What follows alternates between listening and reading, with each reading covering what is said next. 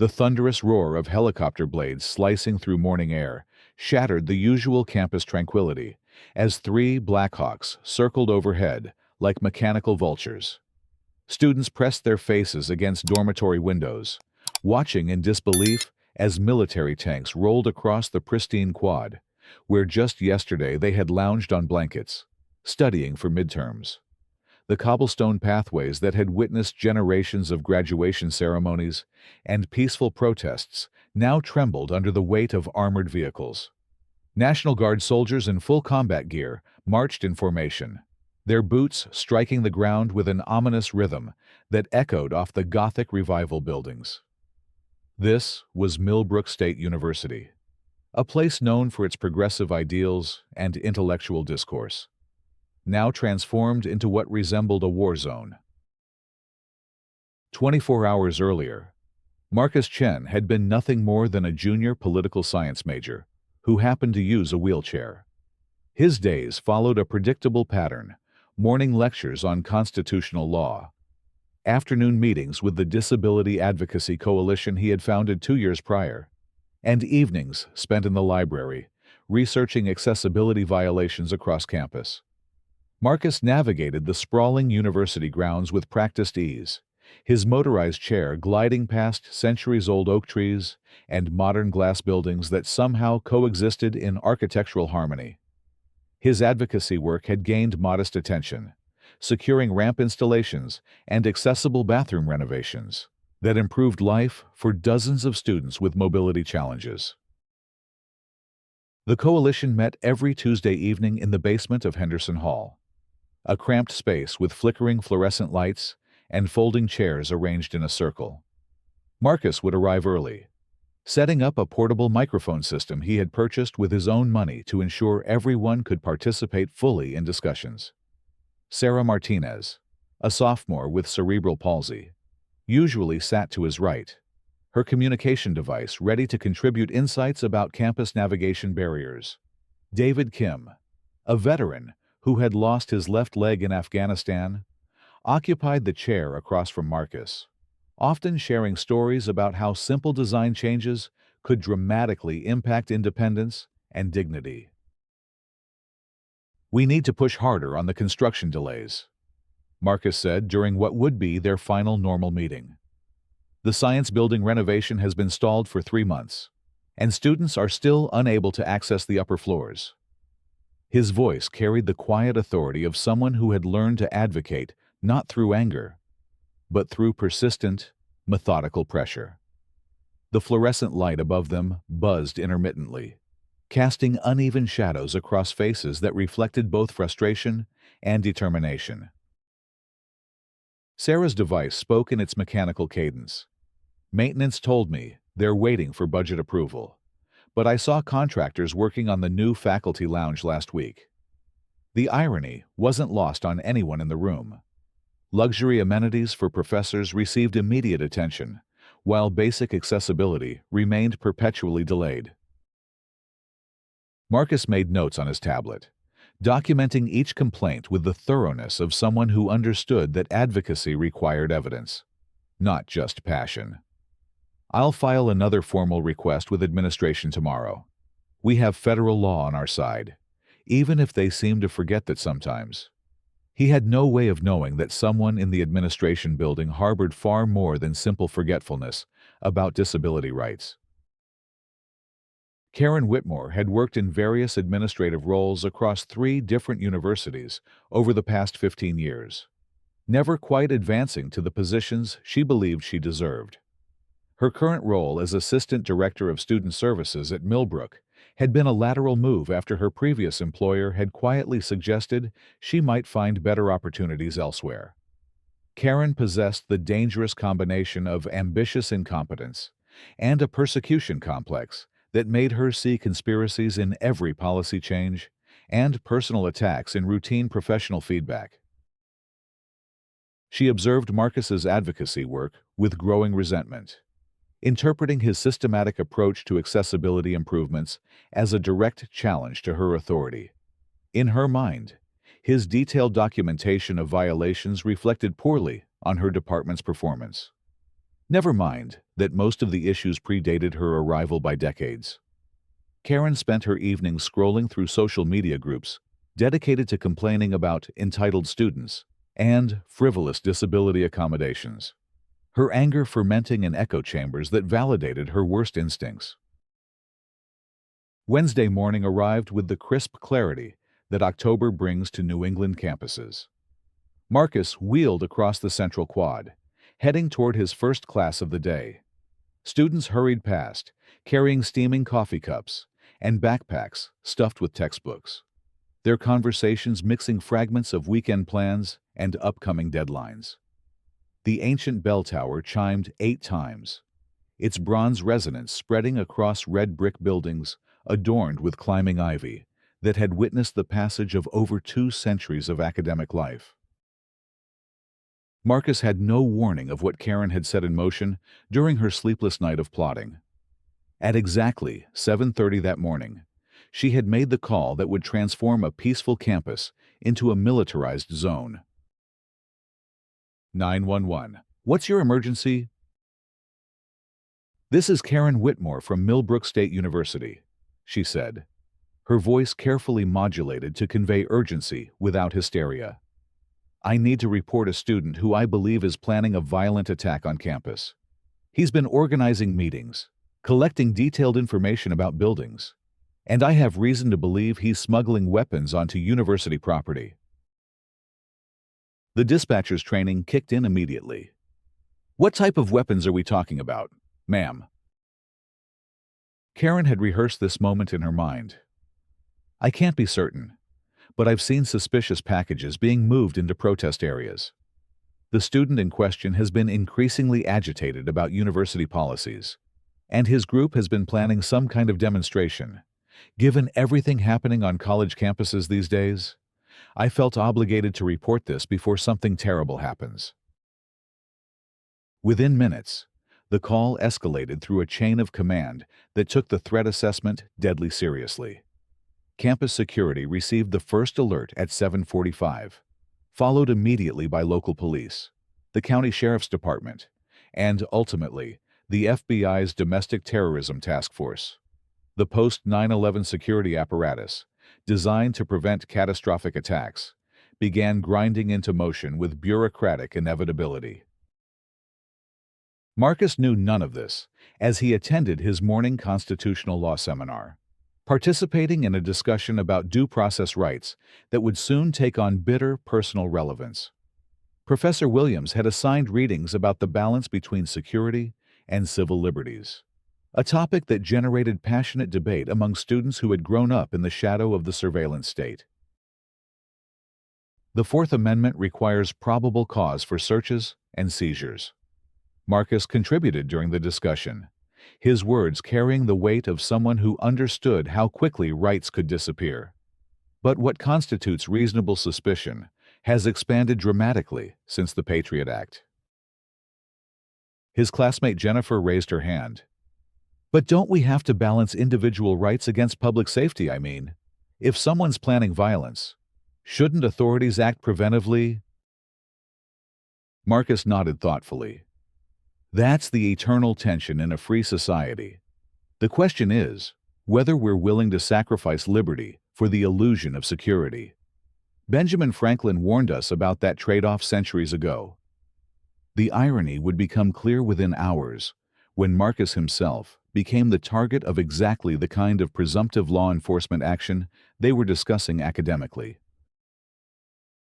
At 11:15, Marcus received a text message that would forever divide his life into before and after. His phone buzzed as he was leaving the seminar, headed toward the campus center where the Disability Advocacy Coalition had planned to set up an information table about Accessibility Awareness Week. The message came from David Kim. Dude, something's happening. Police everywhere. They're asking about you specifically. Get out of there now. Marcus stared at the screen, confusion replacing the post-class satisfaction he typically felt after a good discussion. Before he could respond, he heard the unmistakable sound of heavy vehicles approaching the academic quad. Through the seminar room's tall Gothic windows, He watched as black SUVs and police cruisers converged on the campus center with their emergency lights flashing but sirens silent, creating an eerie, pulsing light show against the autumn foliage.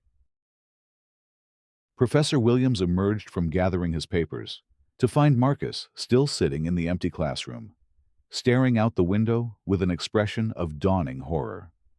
"Marcus, is everything all right?"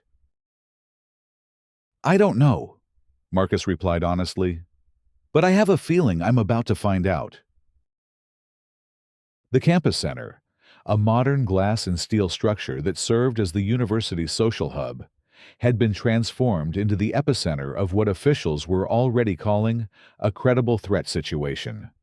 FBI agents in bulletproof vests established a command post in the main lobby, while campus security officers directed frightened students away from the building.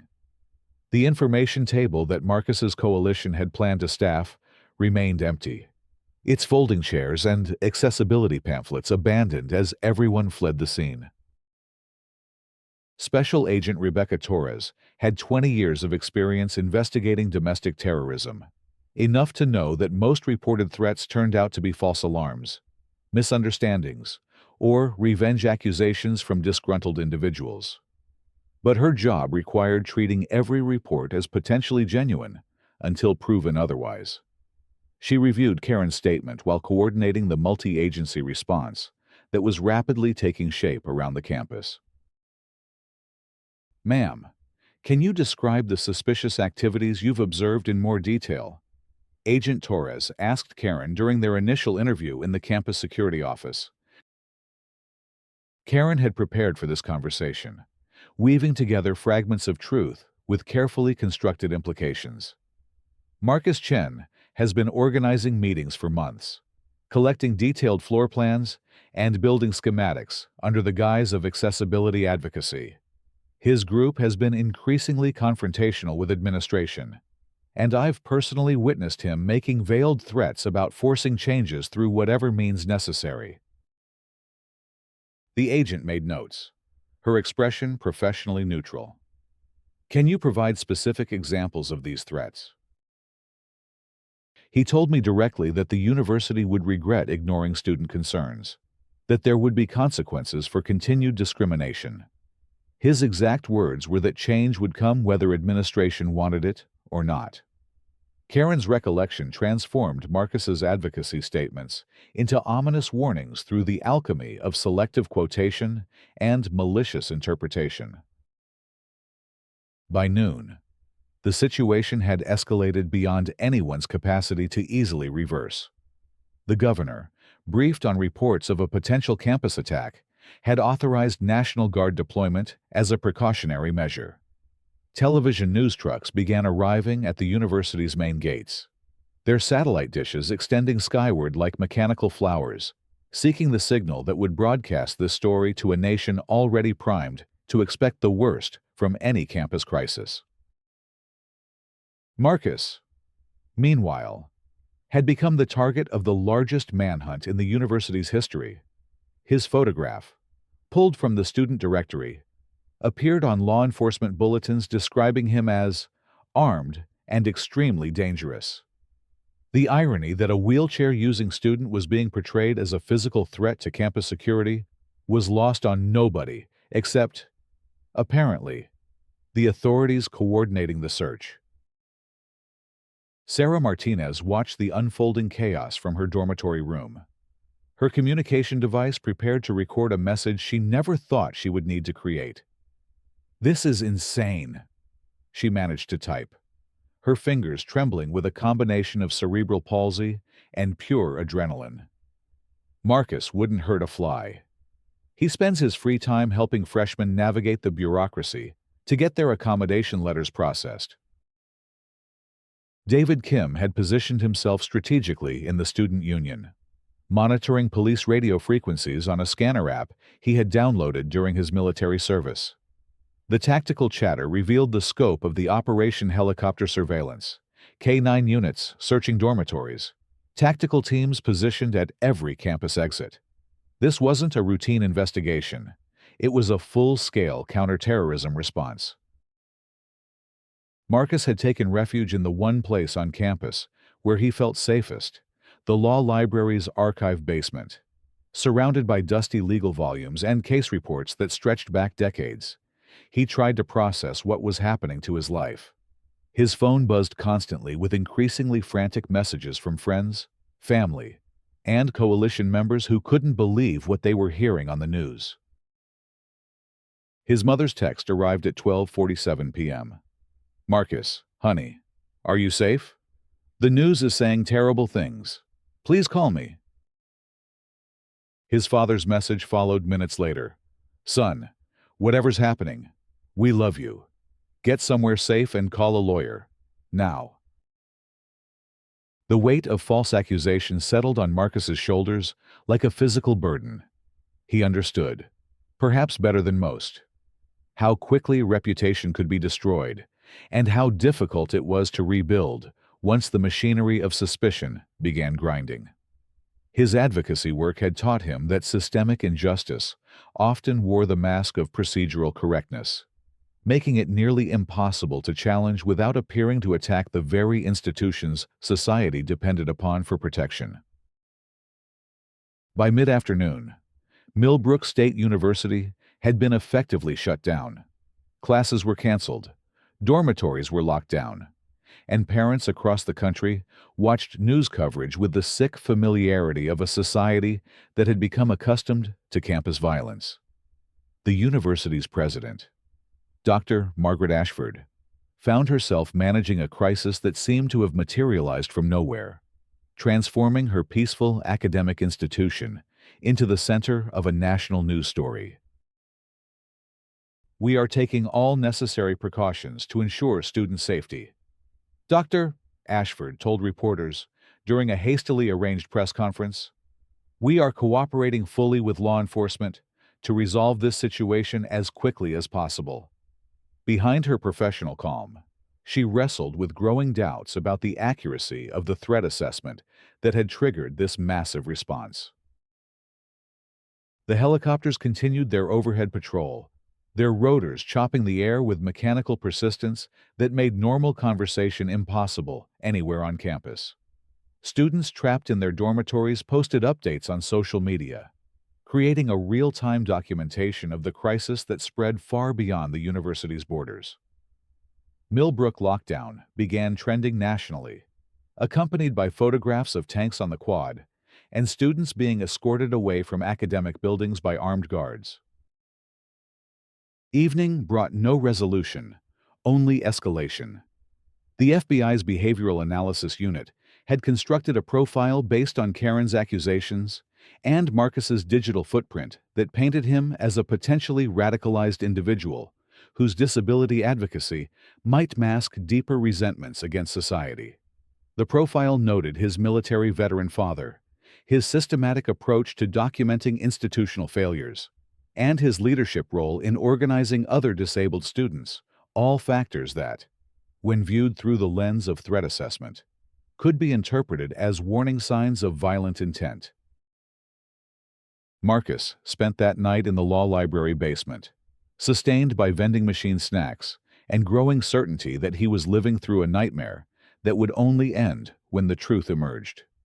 He used the library's computers to research legal precedents for false accusations and wrongful prosecution, his academic training providing some small comfort in the face of overwhelming circumstances. The familiar ritual of legal research offered a lifeline of rationality in a situation that seemed to have abandoned all pretense of due process. Dawn of the second day brought no helicopters, but the tanks remained positioned around campus like steel monuments to paranoia. National Guard soldiers had established checkpoints at every entrance, checking identification and searching bags with the thoroughness of border security. The university that had prided itself on openness and intellectual freedom had become a secured perimeter where students required military permission to attend class. Karen Whitmore watched the unfolding drama with a mixture of satisfaction and growing anxiety. Her plan to discredit Marcus had succeeded beyond her wildest expectations. But the scale of the response was beginning to make her uncomfortable. She had wanted to create trouble for someone she perceived as a threat to her authority. She hadn't anticipated transforming the entire campus into an occupied zone. The turning point came from an unexpected source, the university's newly installed security camera system, which had been upgraded the previous semester with high-definition coverage of public areas. 24 hours into the crisis, Agent Torres decided to review footage from the campus center, hoping to find evidence of the suspicious activities Karen had reported. What she found instead was a revelation that would unravel the entire case. Security footage from the previous evening showed Karen herself entering the campus center after hours, carrying a large duffel bag toward the area where the Disability Advocacy Coalition had planned to set up their information table. The timestamp was clear, 11:47 p.m., approximately 8 hours before she made her emergency call about discovered weapons. Additional camera angles captured Karen removing items from the bag and placing them strategically around the coalition's planned setup area. The objects were too small to identify clearly in the footage, but the deliberate nature of her actions was unmistakable.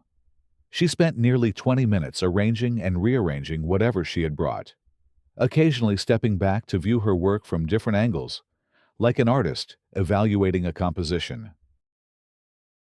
Agent Torres felt the familiar sinking sensation that accompanied the discovery of prosecutorial misconduct or false reporting. Her years of experience had taught her to trust evidence over emotion, but she was still human enough to feel anger at the waste of resources and the trauma inflicted on innocent people by someone's personal vendetta. "I need a warrant for Karen Whitmore's residence and office," she told her supervisor during an emergency briefing. "And I need the tactical teams to stand down immediately. We've been chasing shadows." The search of Karen's apartment revealed the missing pieces of the puzzle receipts for realistic toy weapons purchased at a local surplus store, printed photographs of the campus center showing the exact locations where she had planted the fake evidence, and most damaging of all, a handwritten timeline of her plan to discredit Marcus and his advocacy coalition. Her personal journal contained page after page of increasingly paranoid ramblings about entitled students and their frivolous demands for accommodation.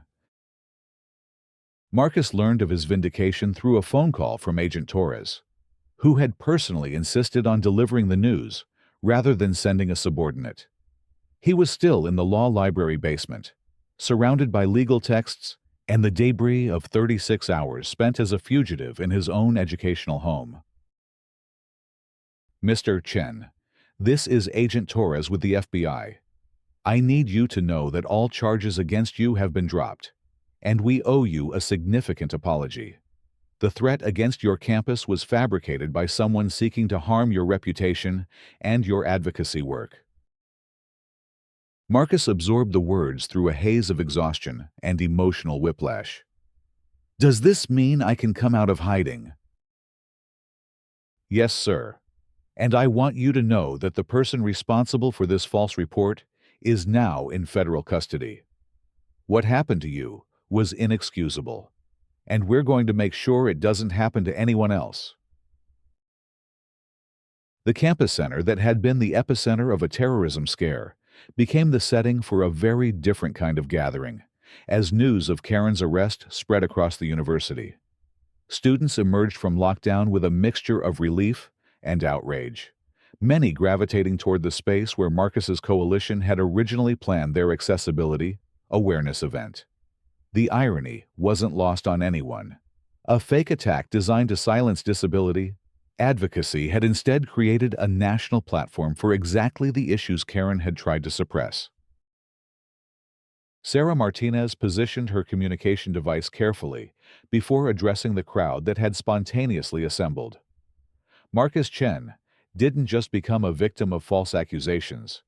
He became a symbol of how fear can be weaponized against anyone who dares to ask for equal treatment. Her electronic voice carried across the campus center with a clarity that cut through the ambient noise of students sharing their own experiences of the lockdown. David Kim stood beside her, his prosthetic leg clearly visible as he gestured toward the locations where Karen had planted fake weapons. For 2 days, this campus lived in terror because one person decided that disability advocacy was somehow threatening. Think about what that says about how our society views people like us. Marcus himself arrived at the impromptu rally, accompanied by Agent Torres, who had insisted on personally escorting him back to campus as both protection and public vindication. The crowd parted to allow his wheelchair passage to the center of the gathering, where a microphone had been hastily set up by student media representatives who were documenting this unprecedented moment in university history. The speech that followed would be quoted in civil rights textbooks and disability advocacy training programs for decades to come. Marcus spoke without notes, his words flowing from 2 days of enforced reflection on justice, fear, and the courage required to continue fighting for rights that should never have been in question. I spent the last 36 hours hiding from my own campus, accused of planning violence by someone who couldn't tolerate the idea that disabled students deserve equal access to education. Karen Whitmore didn't just file a false police report.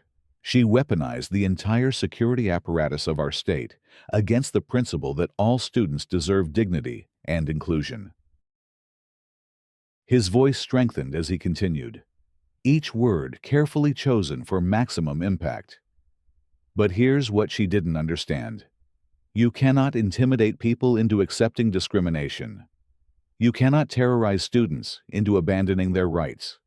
And you cannot use fear as a tool to preserve systems that were broken from the beginning.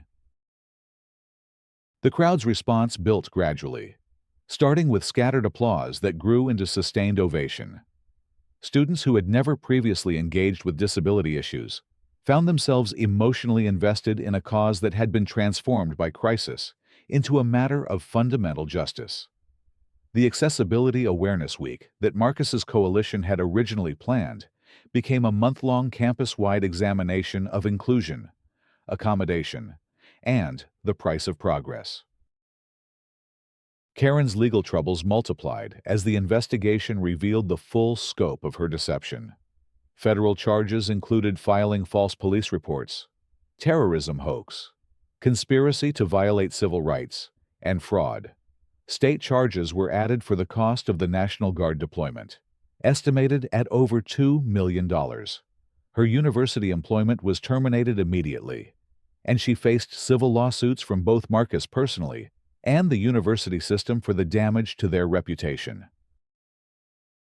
More importantly, Karen's case became a catalyst for policy changes that extended far beyond Millbrook State University. The ease with which her false accusations had triggered such a massive response prompted congressional hearings on threat assessment protocols and the need for corroborating evidence before deploying military resources on civilian campuses. The Department of Education issued new guidelines requiring universities to investigate discrimination complaints more aggressively, recognizing that unaddressed grievances could escalate into exactly the kind of false reporting that had nearly destroyed Marcus's life. The transformation of Millbrook's campus culture proved more lasting than anyone had anticipated. Students who had witnessed the militarization of their educational environment demanded permanent changes in how the university addressed both security concerns and student advocacy. The accessibility improvements that Marcus's coalition had been requesting for months were fast-tracked through the approval process, with administrators seemingly eager to demonstrate their commitment to inclusive policies. 6 months after the crisis, Marcus stood before a congressional subcommittee investigating campus security protocols. His testimony, delivered in the ornate hearing room of the Rayburn House office building, reached an audience far beyond the politicians and policy experts who filled the chamber. C-SPAN cameras broadcast his words to viewers across the country, many of whom were encountering disability advocacy issues for the first time through the lens of his extraordinary experience. Senators, what happened to me could happen to any student who challenges institutional indifference, Marcus told the committee. The difference is that my case received national attention because of its dramatic circumstances. But every day, students with disabilities face retaliation for requesting basic accommodations that are guaranteed by federal law.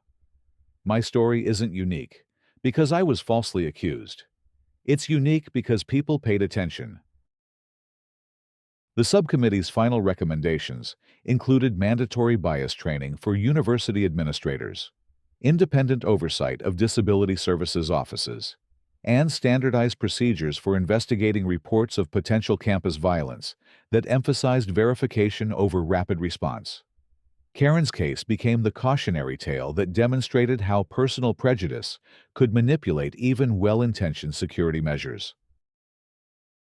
Marcus completed his undergraduate degree the following spring, graduating summa cum laude with a senior thesis on the intersection of disability rights and campus security policies. His research, inspired by his own experience but grounded in rigorous legal analysis, was published in the Harvard Civil Rights, Civil Liberties Law Review and became required reading in several university programs.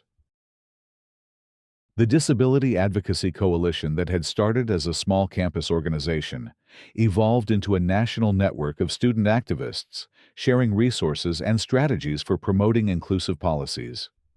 Sarah Martinez took over leadership of the Millbrook chapter when Marcus graduated, using her communication device to deliver presentations at conferences across the country.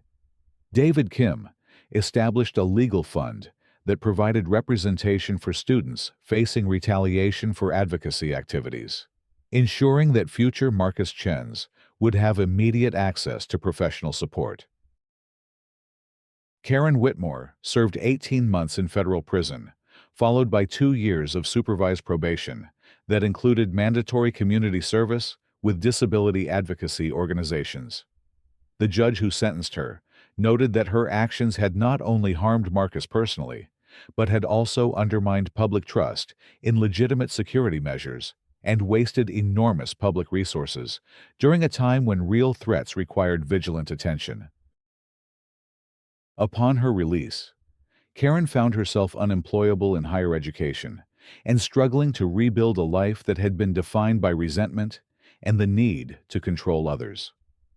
Her case became a standard study in employment law courses, illustrating how personal bias could escalate into criminal behavior when combined with institutional authority and unchecked prejudice. The physical changes to Millbrook's campus were completed within 2 years of the crisis. Every building received comprehensive accessibility upgrades, including not just the ramps and elevators that Marcus's coalition had originally requested, but also improved lighting, clearer signage, and assistive technology integration that benefited all students. The campus center where Karen had planted fake weapons was redesigned with a memorial garden, honoring all students who had faced discrimination while pursuing education. But the most lasting changes were cultural rather than architectural. Faculty members integrated disability rights perspectives into curricula across disciplines, recognizing that inclusion required more than physical accommodation. Student orientation programs included mandatory sessions on recognizing and reporting discrimination, creating a campus community that was actively vigilant against the kind of prejudice that had nearly destroyed one student's life. Marcus's story became a teaching tool in law schools, social work programs, and public administration courses across the country. His experience illustrated how individual bias could manipulate institutional systems, how fear could be weaponized against marginalized communities, and how truth could ultimately prevail when people were willing to demand accountability from their institutions. 5 years after the crisis, Marcus returned to Millbrook as a guest speaker for the annual Accessibility Awareness Week that had grown from his coalition's modest information table into a campus-wide celebration of inclusion and civil rights. Standing before an audience that filled the university's largest auditorium, he reflected on the journey that had transformed both his life and the institution that had once treated him as a threat. Change is never easy, and it's rarely welcomed by those who benefit from existing systems. Marcus told the assembled students, faculty, and administrators. But progress is possible when people are willing to demand better from their institutions and from themselves. What happened to me was traumatic and unjust, but it became the catalyst for improvements that will benefit students for generations to come. The applause that followed was sustained and genuine, reflecting not just appreciation for his words, but recognition of the courage that had transformed a personal nightmare into lasting institutional change. In the audience, new students with disabilities looked toward a future where their advocacy would be met with support rather than suspicion, where their presence would be celebrated rather than merely tolerated. As Marcus wheeled off the stage that evening, surrounded by friends who had stood with him through crisis and triumph, he carried the quiet satisfaction of someone who had discovered that justice, while never guaranteed, was always worth fighting for. The campus around him bore little resemblance to the militarized zone it had briefly become, but the memory of that transformation served as a permanent reminder that progress required vigilance, courage, and the willingness to demand better from institutions and individuals alike. The story of Karen's false accusations and their aftermath became a cornerstone case study in courses on institutional bias, emergency response protocols, and the intersection of security measures with civil rights protections. But for Marcus, it remained primarily a personal reminder that advocacy work, while dangerous and difficult, was ultimately the only path toward a society that truly valued the dignity and inclusion of all its members.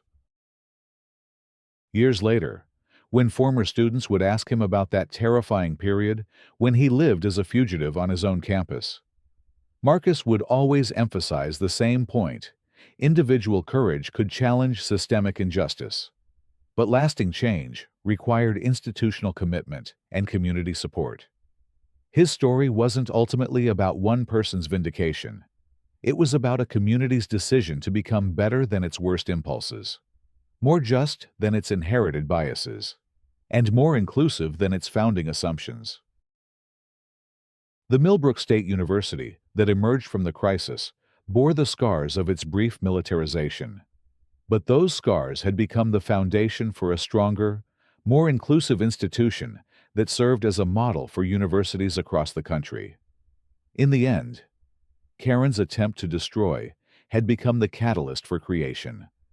Her malice transformed by community response into lasting progress that honored the dignity of every student who would walk those campus paths in the years to come.